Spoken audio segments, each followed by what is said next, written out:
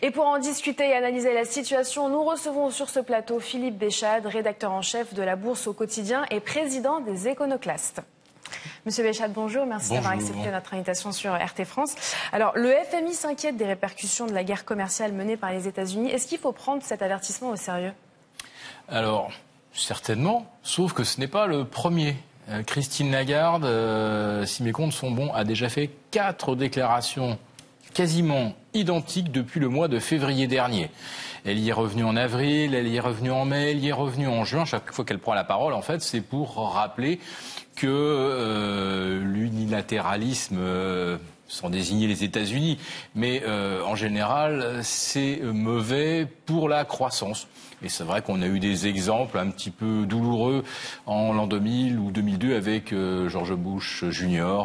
Qui avait rétabli des taxes sur l'acier, ce qui s'était soldé par un véritable bain de sang en matière d'emploi dans le secteur automobile. Voilà. Donc il y a quelques exemples effectivement sur lesquels le FMI peut se fonder.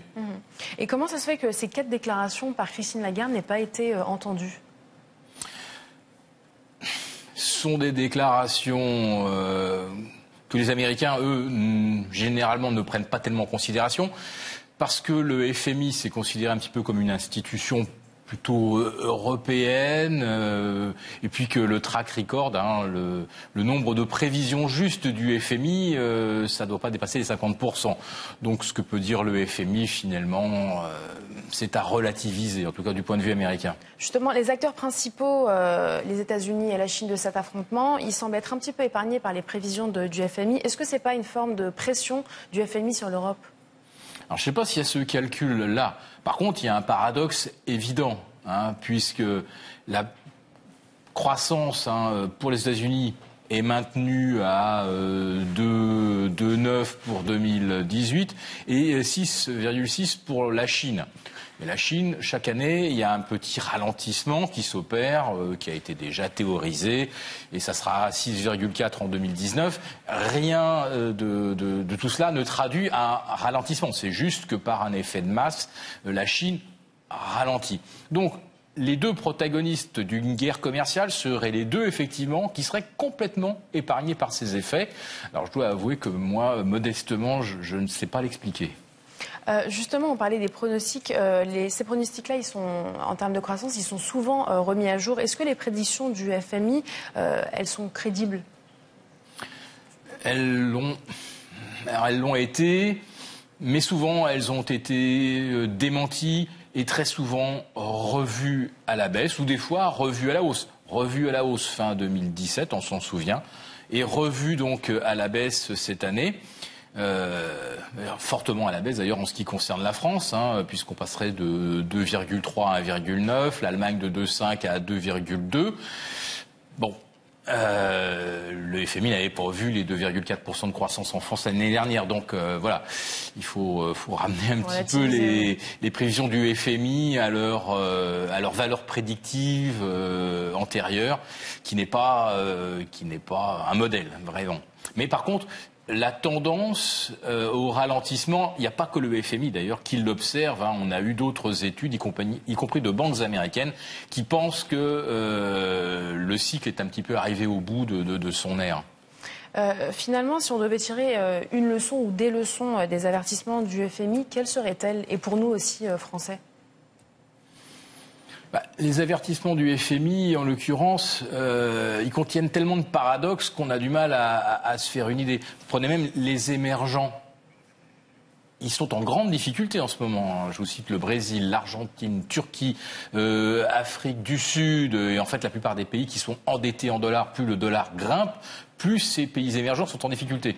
Là aussi, autre paradoxe, le FMI ne prévoit pas de conséquences d'une guerre commerciale. Où on sait très très bien, parce que là, ça c'est des observations, que dans ce cas, dans un cas de stress sur le commerce mondial, le réflexe va être à nouveau d'aller se réfugier sur le dollar. Donc le dollar va monter encore. Donc les émergents qui sont en première ligne sont ceux où le FMI maintient 4,9% de croissance en 2018 et voit même mieux 5,10% en 2019. Donc j'ai l'impression quand même qu'il y a un petit peu, tout est un petit peu à l'envers, de mon point de vue. Une dernière question, la Russie dans tout ça, est-ce qu'elle réussit finalement à tirer son épingle du jeu en restant un petit peu loin de ce duel commercial? Aujourd'hui, la Russie forme un couple de plus en plus étroit avec la Chine. La Russie, évidemment, dépend du cours du pétrole. Alors, on ne sait pas trop ce que M. Trump et Poutine se sont dit à ce sujet. On ne le saura pas, naturellement. Les marchés avaient l'air de penser, eux, que la Russie pourrait augmenter un petit peu sa production, que l'Arabie Saoudite pourrait en faire autant. Et c'est ce qui explique qu'aujourd'hui, le pétrole revient en dessous de $70 sur le NYMEX. Si jamais la pression à la hausse se maintient et qu'on repasse au-dessus de 75, la Russie figure parmi les pays, évidemment, qui seraient les principaux bénéficiaires d'un renchérissement du dollar, du pétrole et du dollar, puisqu'il se paye bien sûr en dollars, toujours. Et le problème, par contre, c'est les matières premières. Et là, elles connaissent un véritable trou d'air parce qu'il y a manifestement l'anticipation, et là pour corroborer les prévisions du FMI, il y a l'anticipation d'un ralentissement. Et là, ça se ressent vraiment sur les futurs, sur notamment aluminium, étain, acier et tous les métaux tels que le cuivre. Donc là, la Russie, évidemment, c'est pas favorable si les matières premières restent durablement sous pression à la baisse.